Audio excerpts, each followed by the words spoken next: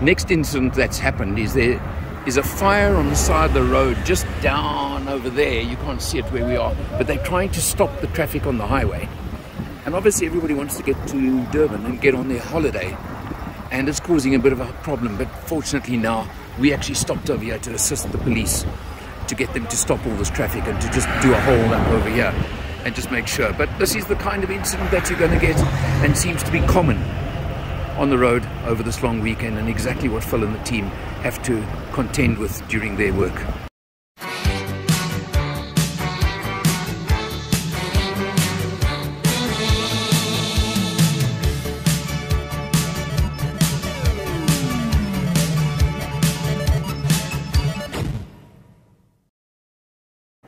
Hello, my name is Michael. I'm the owner of CHANGECARS and the host of the TV show All Things Motoring.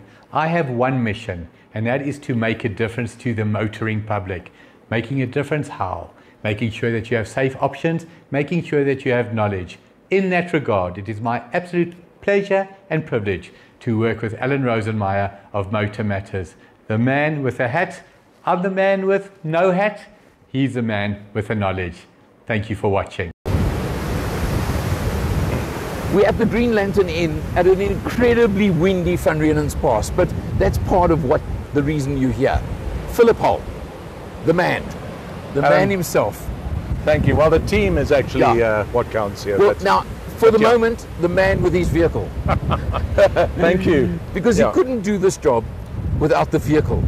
Yeah, we couldn't do this job without the support of the OEMs, and Stellantis very graciously have given us the Peugeot Landtrek.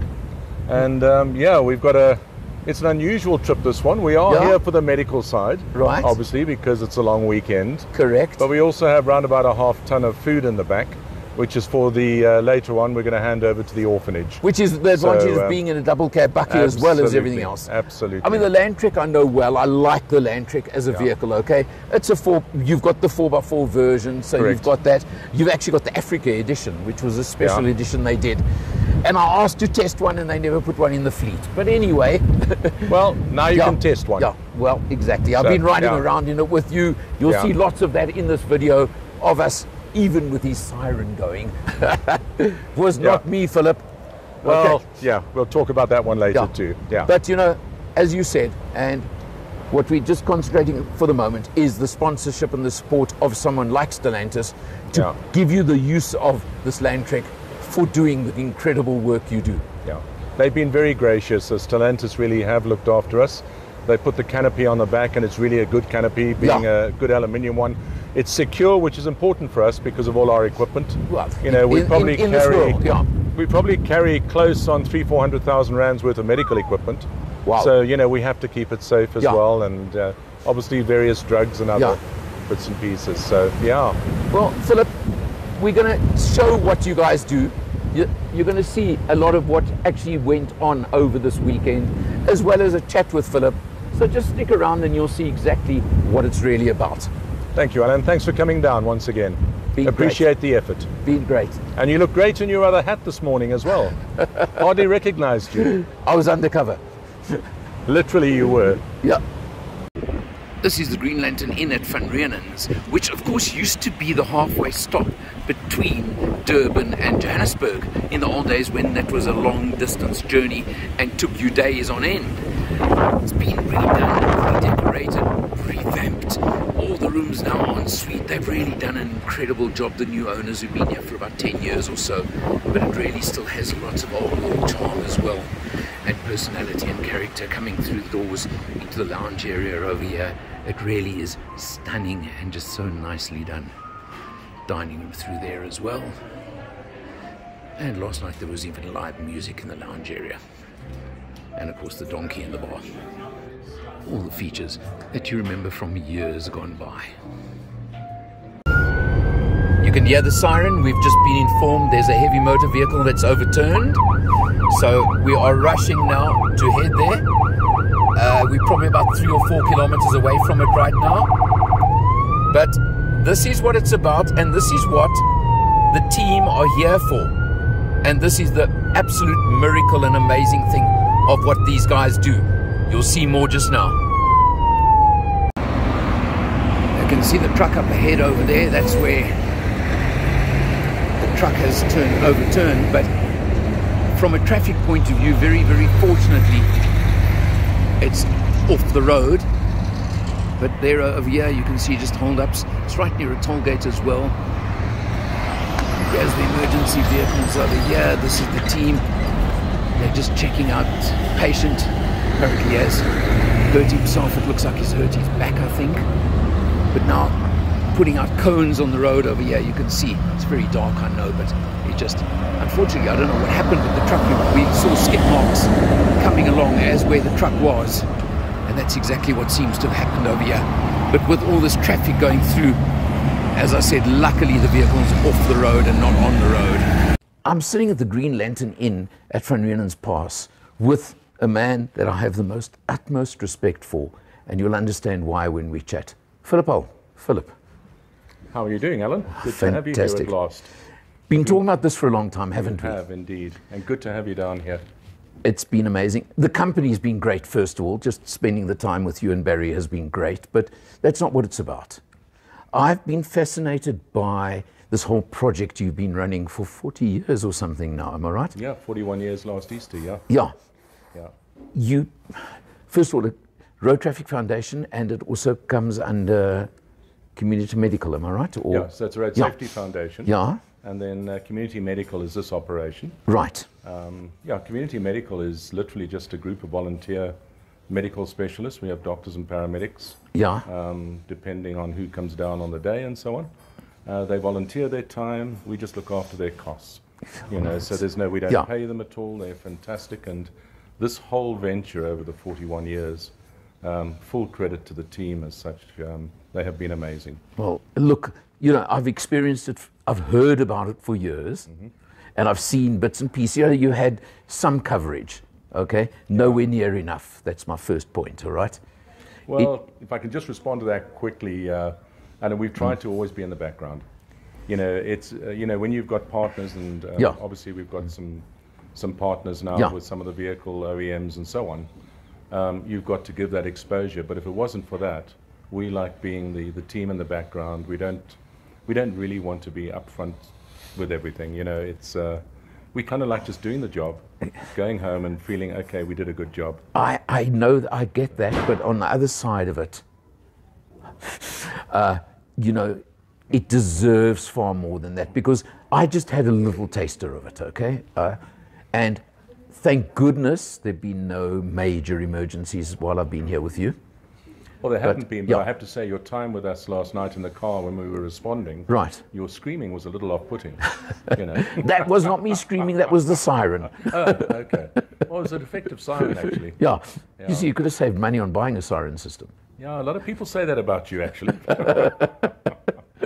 No, but at least you got a chance to, I mean, that was a fairly easy response. And fortunately, you know, no real injuries or anything like that. But you know, that's what we have on the pass. The weather conditions are always a factor. Yeah. Well, this wind today, for example, blowing a truck over. I mean, you don't think about these things, but obviously it happens regularly over here. I mean, as you referred to Windy Corner. That's exactly it. Yeah. The wind funnels through there. Right. But, they've tried all sorts of things to negate it. But we've had so many trucks. Short of building walls, I suppose. What else can you? Well, maybe they should they've literally built put a wall on the one side. They've raised it and so on to try and get that. They should do a tunnel, basically. Yeah, N3 might have to get a slightly larger budget, perhaps. But you know, okay, that's the response to incidents and accidents. But you attend to medical emergencies, maybe just people passing through. Am I right? Oh, absolutely. I mean, obviously, primarily we're here for the accidents because it's a high accident area. Yeah. And there's a high volume of traffic on this road. This is the busiest arterial in Africa. And obviously you saw the number of trucks that were on the road as well. So that combination of slow-moving heavy trucks and light vehicles sharing the road responsibly is quite an issue. Right. But I mean, most of the folks in the area, the farmers, the folks at the restaurants, the hotel here, if they have an emergency or any medical requirement, we always come and help. They know you're. We've delivered babies here.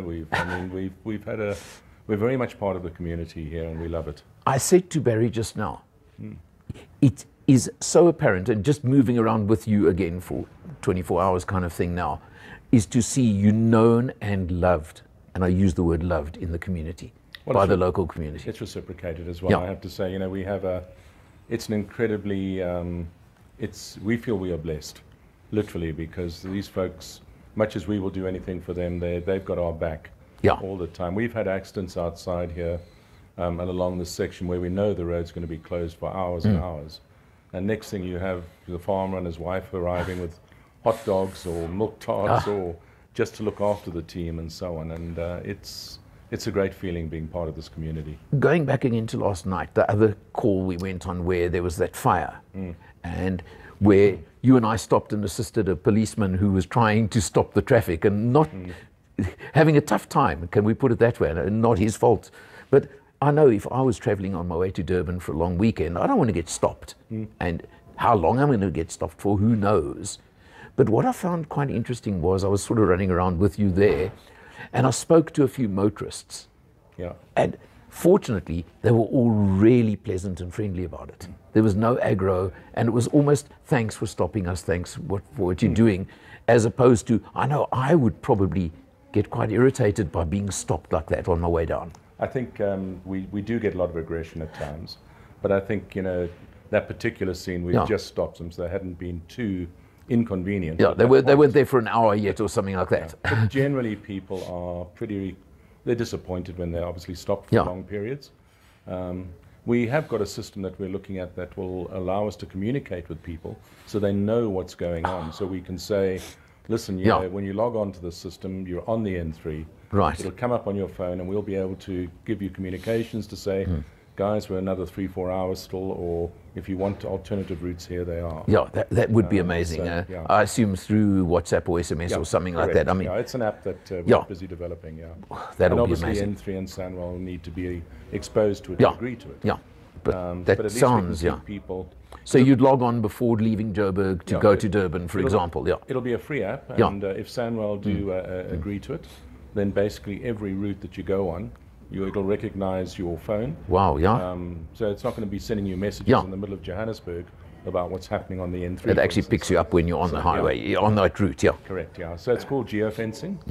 And also if there's an accident, as we had here last night, what they would do with a fire, for instance, in that truck, is the RCC, the Route Control Center, would identify exactly where it is, because they know where it is.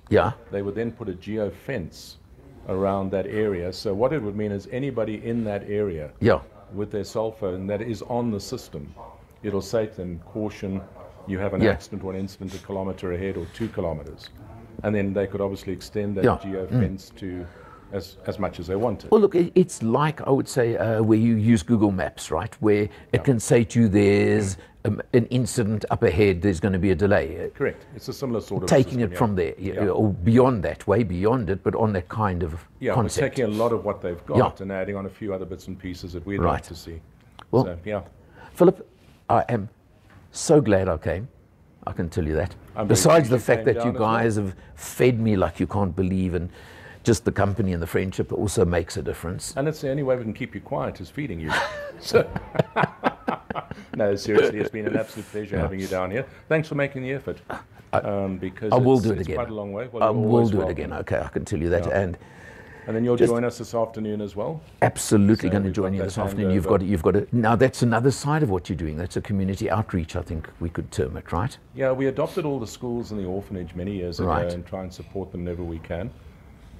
We've got almost a half ton of food in the back of the Peugeot bucky at the moment, which we brought down, and that is for the orphanage. We try and stock them where we can, and you'll see in this video we're going to put some of that there as well, so we'll show you that. So that's the outreach side, as if you guys aren't doing enough, you're adding to it. Just on that point, going back to the team fund that themselves, so every member of the team has put their little bit in to make it work. And we understand when some of them can't because things are tight, that's fine.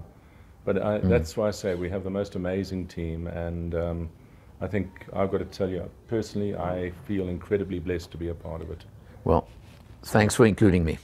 You're welcome, and now you're part of the team. Here's to another 41 years, okay? Well, yeah, we'll talk about that off a bit later. Savvy investing is best left to the experts. And when it comes to offshore investing, it's even more important to talk to an expert. Well, Earl Don from Forexpert is the guy you should be talking to for your offshore investments.